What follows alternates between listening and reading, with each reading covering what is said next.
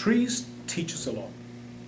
If we think about a tree, it produces oxygen, sequesters carbon, filters water, prevents soil erosion, provides a habitat for hundreds of species, and of course, they're beautiful. A perfect integration of form and function. So what if we think of designing a city just like a tree, integrating form and function? You see, today, cities all over the world are facing a range of regional and global change pressures, such as climate change, population growth, environmental pollution, and more. Our traditional 19th century approaches for managing cities will not be sufficient to cope with the predicted changes. So we need to think afresh.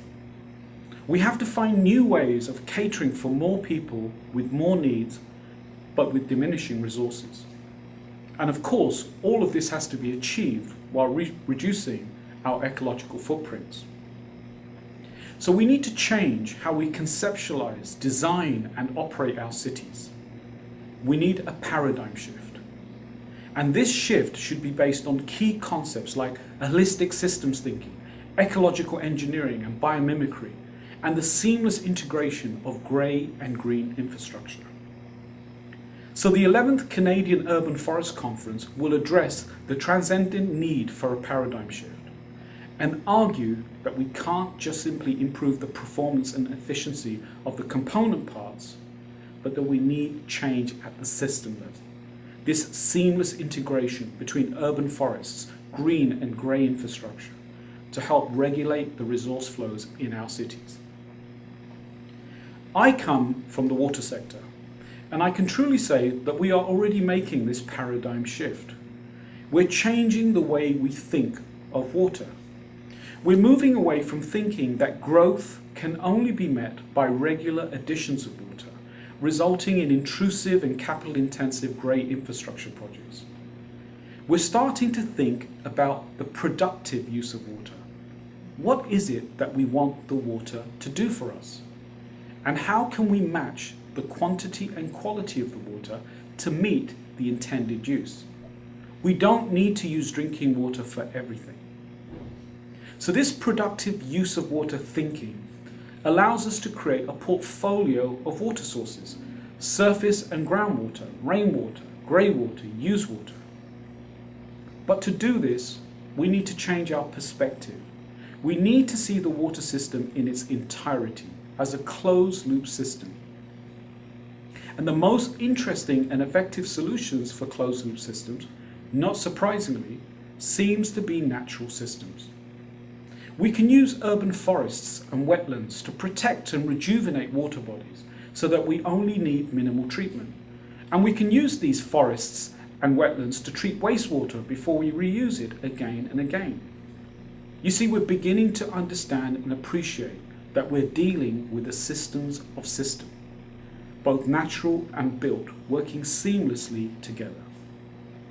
There's also a growing recognition that urban design, art, and water management are symbiotic. Elements of water infrastructure like flood protection, retention basins, natural treatment systems are used as elements of landscape design that enhance the beauty of the environment. On the other hand, landscape design features like urban forests, green roofs, and water cascades can be part of the technical solution to deal with water management problems. So we're moving away from thinking of water management as a problem to something that provides beauty and function. So it's clear, green infrastructure will play an increasing role in the city of the future. A recent national study estimates that urban tree cover in cities saves us $400 billion by reducing stormwater problems and improving air quality. But at the same time, this tree cover provides a range of social and ecological benefits to society. While the need for change is widely accepted, examples of broad adoption of green solutions like urban forests remain elusive and rare. Many urban actors lack the knowledge and experience to make the necessary transition towards the new paradigm. So the 11th Canadian Urban Forest Conference will explore how different stakeholders, planners, designers, political leaders and scholars, how they can come together to reimagine the city of the future. The conference will showcase how urban forests can be planned and designed to better support healthy and self-sustaining cities. It will address important questions like, what lessons can we learn from how nature regulates systems and services, such as water and carbon cycles, energy, nutrient provision and waste management?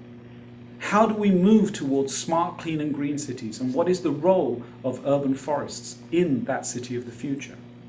And how do we overcome the habits of history so that we can create healthy, affordable, resilient and self-sustaining cities? So what's clear is that we cannot continue investing in infrastructure and systems that are unsuited to future societal needs, and that we need a new generation of leaders with radically different thinking.